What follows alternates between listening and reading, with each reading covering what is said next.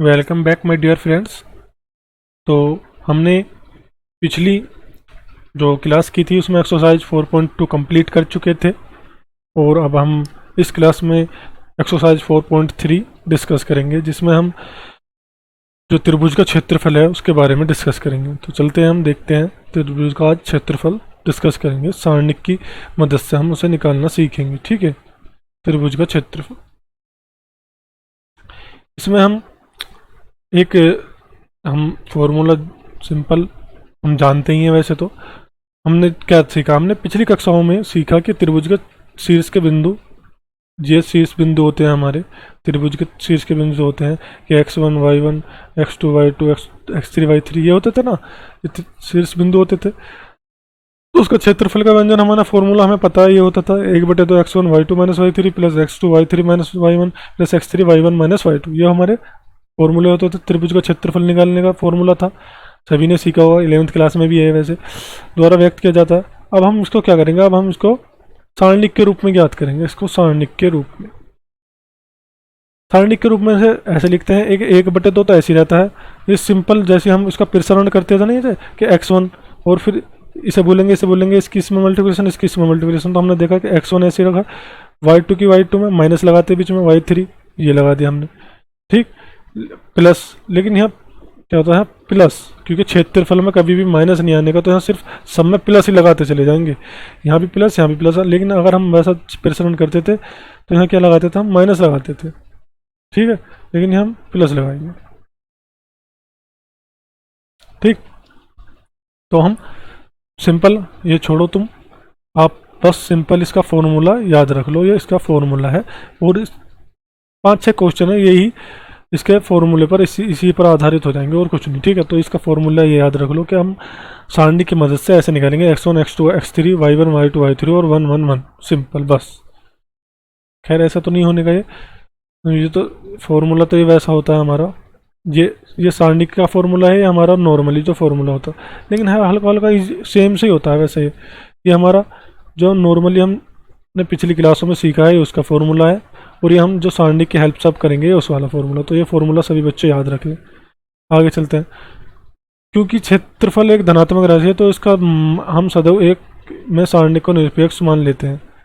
सारणी को एक को हमने निरपेक्ष मान रखा, क्योंकि सदैव एक, क्योंकि क्षेत्रफल हम सिर्फ क्या निकालेंगे, धनात्मक निकालेंगे, निगेटिव क्षेत्रफल होता ही नहीं है। यदि क्षेत्रफल दिया हो तो गणना के सारणी का धनात्मक तथा ऋणात्मक दोनों का मान का प्रयोग किया जाता है। यानी कि हमें क्षेत्रफल कुछ भी दे दिया तो उसका हम प्लस माइनस लेके चलेंगे, क्योंकि प्लस और माइनस दोनों युक्त है। क्योंकि हमारा आंसर चाहे प्लस में हो, मान के चलो कोई हमने क्षेत्रफल निकाला, उसका हमारा प्लस में हो चाहे माइनस में हो, तो हम क्या दिखाते हैं उसे, क्योंकि क्षेत्रफल तो प्लस में दिखाते हैं। इसलिए अगर हमें क्वेश्चन में दे रखा है, नहीं कोई क्षेत्रफल दे रखा है, तो हम उसको प्लस माइनस दोनों मान के चलते हैं, क्योंकि हमें नहीं पता वो प्लस था माइनस था। क्योंकि प्लस तो हम, क्योंकि क्षेत्रफल प्लस में होता है इसलिए प्लस मानते हैं। तो अगर क्वेश्चन में दे रखा है तो हम प्लस माइनस दोनों लेके चलेंगे, क्योंकि हमें नहीं पता था कि क्वेश्चन जब सोल्व हुआ होगा तो उसका मान प्लस आया था माइनस आया था। क्योंकि क्वेश्चन में सिर्फ प्लस ही प्लस रहेगा, क्योंकि क्षेत्रफल का मान कभी माइनस नहीं हो सकता, इसलिए प्लस प्लस दे रखते हैं। आगे चलते हैं। 3 संरेख बिंदु से बने त्रिभुज का क्षेत्रफल शून्य होता है। और या दूसरी भाषा में मैं इसको एक बताऊं, इसको हम ऐसे लिख सकते हैं, इसको के 3 बिंदु, 3 से इस बात का याद रख लेना बस, 3 बिंदु संरेख होंगे, संरेख होंगे यदि जो हमारा क्षेत्रफल है वो 0 है। तो सिर्फ एक बात तो ये याद रखनी है तुम्हें, एक बात ये याद रखनी है और एक बात ये याद रखनी है, 2 पॉइंट याद रखने हैं और पूरी एक्सरसाइज खत्म इसी पर। तो चलते हैं हम एक्सरसाइज की तरफ। एक्सरसाइज 4.3। एक्सरसाइज 4.3 में क्या है, निम्नलिखित से दिए गए शीर्ष बिंदु वाले त्रिभुज का क्षेत्रफल याद कीजिए। चलो जी, क्षेत्रफल याद कीजिए। फर्स्ट ये दे दिया, सेकंड ये दे दिया, थर्ड ये दे दिया है। तो क्वेश्चन नंबर फर्स्ट करते हैं हम। क्वेश्चन नंबर फर्स्ट का फर्स्ट क्या क्या दे रखा हमें, 1,0, ठीक, दूसरा 6,0, तीसरा 4,3, ये दे दिया। हम निकालते हैं, इसको सोल्व करते हैं। तो हमें क्या निकालना, डेल्टा इज इक्वल टू 1/2। हम फॉर्मूला जानते हैं कि x1 x2 x3 and y1 y2 y3 and 1 1 1, ये तो होता है। तो x1 तो ये हो गया, x2 ये हो गया, x3 ये हो गया, y1 x1 तो ये हो गया, x2 ये हो गया और x3 ये हो गया, क्योंकि पहले एलिमेंट सारे x मानते हैं, दूसरे ये हो जाएगा y1 y2 एंड y3 हो जाएगा। तो सारों में ये करना है, तो इज इक्वल टू करते हैं 1/2 ऐसे लिखते हैं, x1 की जगह 1, x2 की जगह 6, x3 की जगह 4, y1 की जगह 0, y2 की जगह 0 और y3 की जगह 3 और 1 1 1। सिंपल, ठीक है, ये हो गया। आगे चलते हैं, हम सोल्व करते हैं इसको। ये कर देता हूँ 1/2, इसको आधार मानते हैं हम, क्योंकि 0 आ रही है 2, तो इसको आधार मानने पर करेंगे। तो पहले एलिमेंट क्या होता है, पहले हम जब मैंने कही थी कि दूसरी रो या दूसरी कॉलम को जब आधार मानते हैं तो माइनस से स्टार्टिंग होती है, तो -0 हो जाएगा, प्लस तीसरा एलिमेंट भी 0, दूसरा एलिमेंट भी 0, क्योंकि सारे 0 से मल्टीपल है, और -3 तो इसे बोलेंगे और इसे बोलेंगे। तो 1 की 1 में तो 1 और 6 की 1 में तो -6, तो कितना हो जाएगा इज इक्वल टू 1/2। तो -3 और यह कितना हो जाएगा 1 में से 5, तो माइनस के कितने के, -5 और -5 और -3 कितने हो जाएंगे 15। तो माइनस माइनस माइनस प्लस हो जाएगा ना, तो इंटू में कितना हो जाएगा 15। तो इज इक्वल टू में कितना हो जाएगा 15/2 वर्ग इकाई। ठीक है, सिंपल, कुछ और नहीं, सिंपल क्वेश्चन है, ये हमारा फर्स्ट क्वेश्चन होगा। सेकंड भी ऐसी होना हमारा, सेकंड ये हो जाएगा, ये x1 ये x2 ये x3 ये y1 y2 y3, ऐसी क्वेश्चन नंबर थर्ड होना है, ऐसे क्वेश्चन नंबर फर्स्ट होना है। ठीक है, तो क्वेश्चन नंबर फर्स्ट हमारा हुआ कंप्लीट। आगे चलते हैं क्वेश्चन नंबर सेकंड और बहुत सबसे आसान एक्सरसाइज है इस पूरे चैप्टर की, निकाल लोगे तो कुछ भी नहीं है। ये x1 ये x2 ये x3 ये y1 ये y2 एंड ये y3, बस ऐसे ही इसमें है। दर्शाइए कि बिंदु इतने इतने संरेख हैं। तो दर्शाने का मतलब संरेख कब होंगे, जब इसका मान 0 आएगा। देखते हैं, इसको 0 आता है तो संरेख है, नहीं है तो नहीं है। चलते हैं दूसरा करते हैं, क्वेश्चन नंबर 2। ए दे दिया हमें, ए क्या दे दिया हमें, A comma B plus C, और बी दे दिया हमें, बी दे रखा हमें B comma C plus A, and C दे दिया था हमें C comma A plus B, ये दे दी। तो हम क्या करेंगे, बस क्षेत्रफल निकालेंगे। तो 1/2, x1 क्या हो जाएगा हमारा A, x2 B, x3 C, y1 B plus C, y2 C plus A and y3 A plus B, और यहाँ 1 1 1, बाकी 1 1 ऐसे, क्योंकि 1 1 हमारा फॉर्मूले में इज इक्वल टू 1/2 ऐसे रहा मैंने। ठीक, और मैंने क्या किया कि C1 प्लस C2 कर दिया, C1 में C1 प्लस C2 करा, तो यहाँ कितना C1 को C2 में जोड़ेंगे तो A plus B plus C, A B C, और यहाँ भी A plus B plus C and यहाँ भी A plus B plus C हो जाएगा, तीनों को जोड़ेंगे। और दूसरे बी प्लस सी ऐसी रहा, सी प्लस ए भी ऐसी रहा, ए प्लस बी भी ऐसी रहा, 1 1 1 भी ऐसी रहा। ठीक है, आगे करते हैं, इक्वल टू 1/2 ऐसी रहा हमारा। हमने देखा कि ए प्लस बी प्लस सी कॉमन आ रहा है, ए प्लस बी प्लस सी हमारा कॉमन आ रहा है, तो अंदर क्या बचता हमारा 1 1 1, यहाँ बी प्लस सी बचा, यहाँ सी प्लस ए बचा, यहाँ ए प्लस बी बचा, और 1 1 1। अब हमने देखा कि दो रो सेम है, तो जब जिसमें दो रो सेम होती हैं तो पूरे सारणिक का मान क्या होता है 0 होता है। दो रो या दो कॉलम सेम होती हैं तो क्या होता है, पूरे सारणिक का मान 0 होता है। हमने प्रॉपर्टीज में सीखा था पिछले वाली एक्सरसाइज में, एक गुणधर्म था जिसमें क्या बोल रहे थे कि यदि किसी सारणी की दो रो या दो कॉलम, दो रो या दो मतलब कि दो रो या दो कॉलम, हमने देखी कि दो रो बिल्कुल सेम है, पहली रो और तीसरी रो बिल्कुल पहली कॉलम और तीसरी कॉलम बिल्कुल सेम है, तो पूरे सारणी का मान उसका 0 हो जाता था। ठीक है, तो यहाँ क्या है ए प्लस बी प्लस सी ऐसी रहा हमारा, और इसका पूरा सारणी का मान 0, और 0 की मल्टीप्लिकेशन करेंगे तो सारे 0। ठीक है, तो हमारा क्या है, मैं यहाँ को लिख देता हूँ, चूंकि डेल्टा इज इक्वल टू 0, इसलिए ए कोमा बी कोमा सी संरेख है। ठीक है, संरेख हमने कर दिया प्रूफ। आगे चलते हैं। क्वेश्चन नंबर 2 हो चुके हैं हमारे। क्वेश्चन नंबर 3, प्रत्येक में के का मान ज्ञात कीजिए यदि त्रिभुज का क्षेत्रफल 4 वर्ग इकाई है जहां शीर्ष बिंदु निम्नलिखित है। चलो जी, क्वेश्चन नंबर इसका 3 करते हैं। क्वेश्चन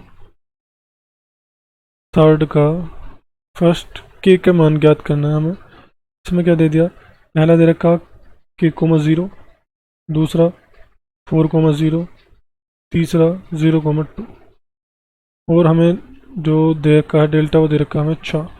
ठीक, तो सोल्व करते हैं इसे। तो डेल्टा इज इक्वल टू क्या होता है हमारा, 1/2 होता है x1 x2 x3 and y1 y2 y3 1 1 1। ठीक है, तो डेल्टा का मान 4 रखा हमने ऐसे, इज इक्वल टू 1/2 ऐसे रखा, इज इक्वल टू यानी क्षेत्रफल का मान 4 है। x1 क्या है हमारा, k है, x2 4 है, x3 0 है, y1 0 y2 0 2, तो 0 0 2 और 1 1 1 रखा मैंने और ऐसे रखा। इसको मान के इसका क्या करते हैं, प्रसरण करते हैं। तो प्रसरण करते हैं इसको मान के, तो पहले एलिमेंट 0 हो जाएगा, -0 +0 माइनस, तीसरा क्या 2 है, 2 ऐसे रखा, तो इसे भूलेंगे और इसे भूलेंगे। तो k की 1 में तो k और 4 की 1 में तो -4। ठीक, तो यहाँ कर देता हूँ मैं, तो 4 इज इक्वल टू 1/2, अंदर क्या बचता है -2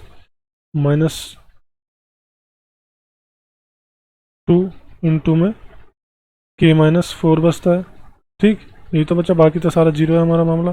तो 2 से 2 कितना हुआ, कैंसिल, तो इज इक्वल टू में -4 के अंदर कर लेंगे मल्टीप्लिकेशन, तो माइनस के और माइनस में प्लस में 4 हो जाएगा।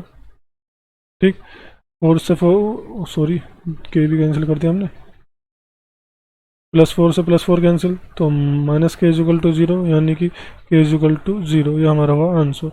तो सेकंड बिल्कुल ऐसे ही होना और कुछ नहीं होना, सेकंड में भी यही करना है, सेकंड आप खुद करना, बहुत ईजी है। तो हमारा सेकंड में बस यही करना है।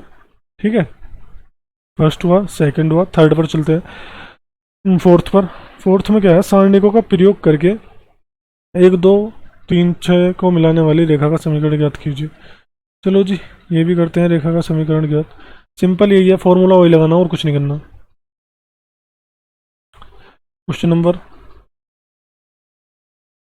इसमें क्या दे दिया हमें, फर्स्ट दे रखा है 1,2 एंड 3,6। ठीक, अब हमें फॉर्मूला लगाने के लिए हमें 3 बिंदु चाहिए, लेकिन इसमें 2 ही बिंदु दे रखे हैं। तो हम लिखते हैं यहाँ कुछ कि माना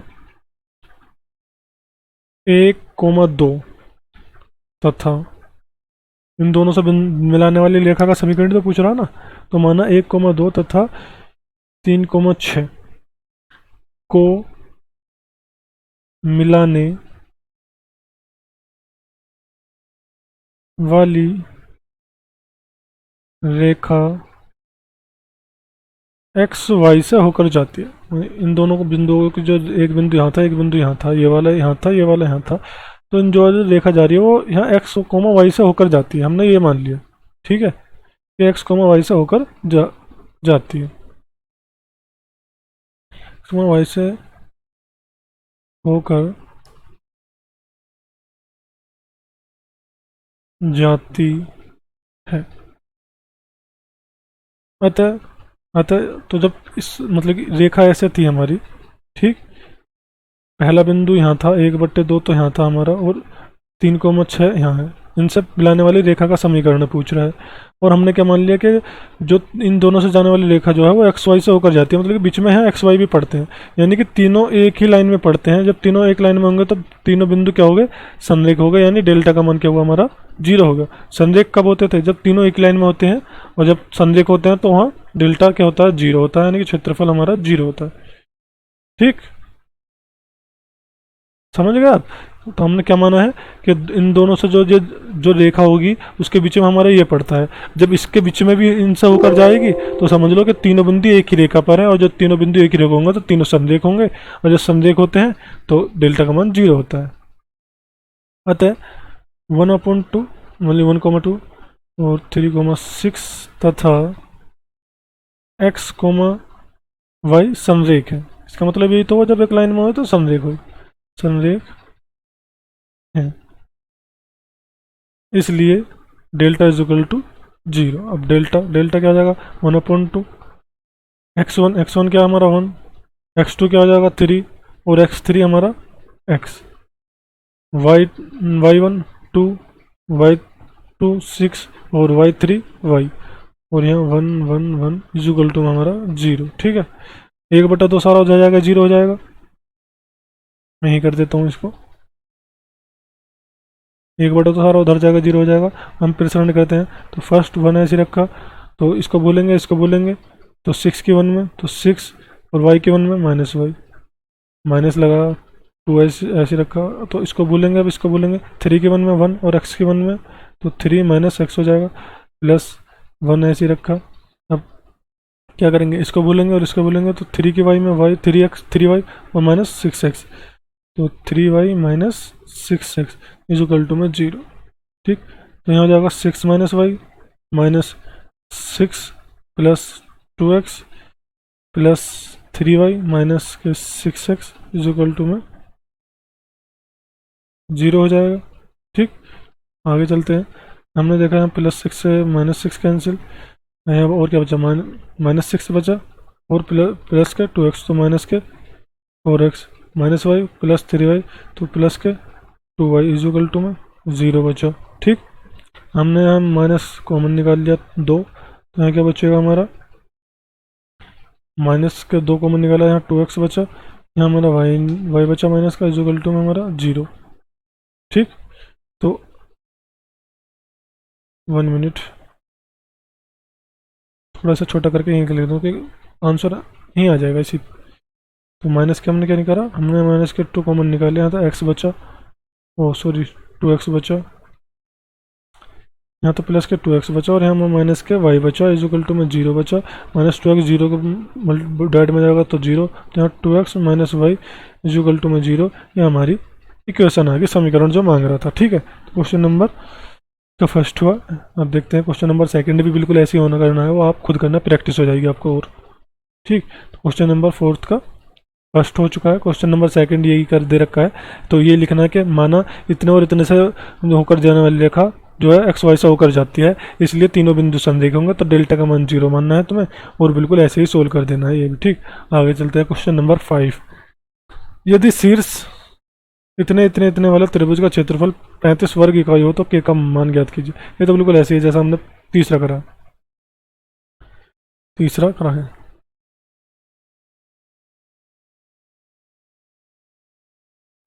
तो इसमें हमें विकल्प दे दिए, यहाँ हम यहाँ अगर मानते हैं प्लस माइनस मान के चलते, मैंने बताई थी यहाँ भी बताई थी कि यहाँ देखो ये वाला यदि क्षेत्रफल दिया हो तो गणना सारणी का धनात्मक और ऋणात्मक दोनों मान लेकर, लेकिन हम यहाँ प्लस लेकर चले थे, कोई नहीं प्लस लेकर चले तो भी हमारा आंसर सही है, लेकिन अगर माइनस प्लस माइनस लेकर चलते नहीं तो भी हमारा आंसर बिल्कुल सही रहता।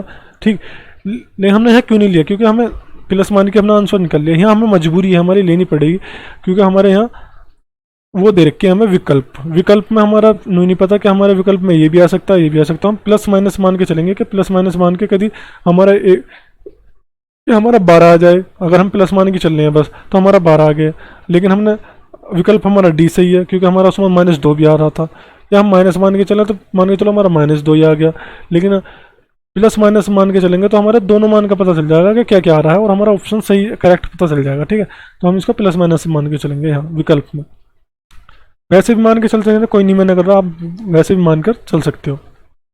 क्वेश्चन नंबर 5 में हमें बिंदु दे दिए हैं 2, -6, 5, 4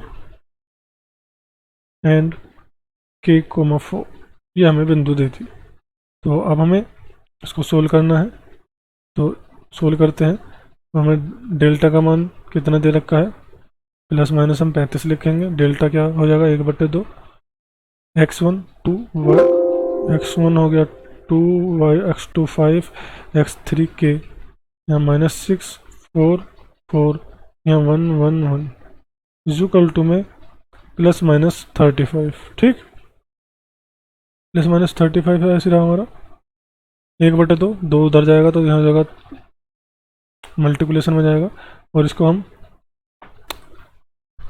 वो मान के करते हैं इसकी, तो 2 किया हमने, फिर सरल करेंगे तो इसे छोड़ेंगे, 4 की 1 में 4, वो 4 की 1 में तो -4, माइनस लगाते हैं तो, लेकिन यहाँ -6 है तो -6, और माइनस कितना जाएगा +6।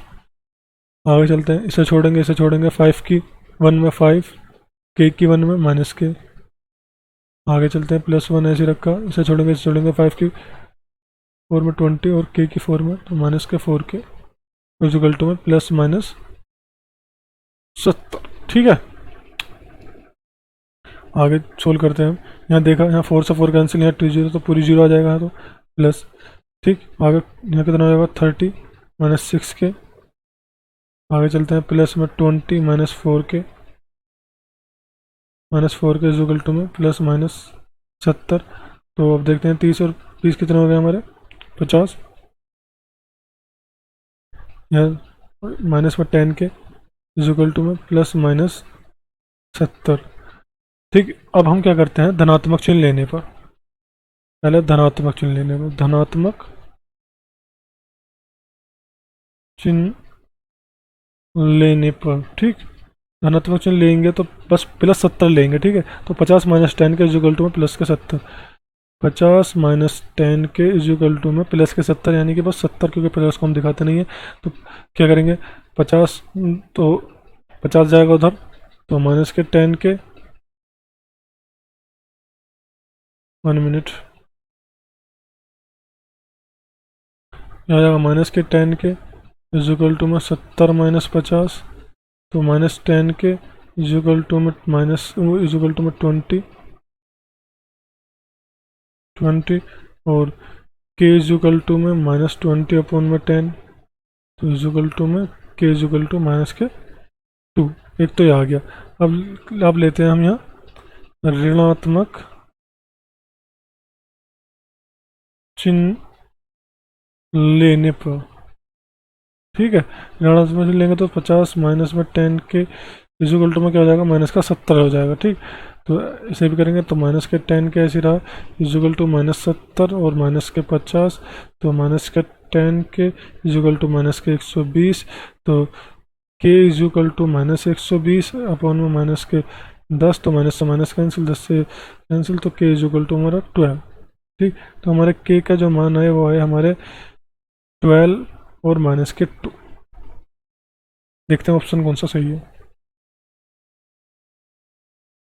तो हमारा ऑप्शन नंबर डी सही आ रहा, 12 और -2, ऑप्शन डी हमारा करेक्ट, ठीक है। तो ऑप्शन डी हमारा ये सही हो जाएगा। तो हमने देखा कि क्वेश्चन नंबर हमारा 5 भी कंप्लीट हो, बहुत आसान एक्सरसाइज है, बस पूरे एक ही फॉर्मूला लगना पूरी एक्सरसाइज में, और कुछ नहीं होना। तो आज हमने एक्सरसाइज 4.3 डिस्कस किया, यदि इसी में भी किसी बाई चांस, तो मुझे तो लगता नहीं कि किसी बच्चे को इसमें डाउट हो, अगर डाउट हो नहीं तो मुझे कमेंट करें प्लीज़, या आप मुझे इंस्टाग्राम पर मैसेज करें। तो अगली एक्सरसाइज में हम करते हैं डिस्कस उपसारणिक और सेकंड माइनर एंड कोफैक्टर, जो कि ये बहुत ही, ये भी बिल्कुल ऐसे ही है, सिर्फ उपसारणिक निकालने हैं, बहुत आसान है ये। इससे भी जो हमारी एक्सरसाइज 4.3 है नहीं, ये इससे भी एक्सरसाइज हमारी 4.4 है, ठीक है।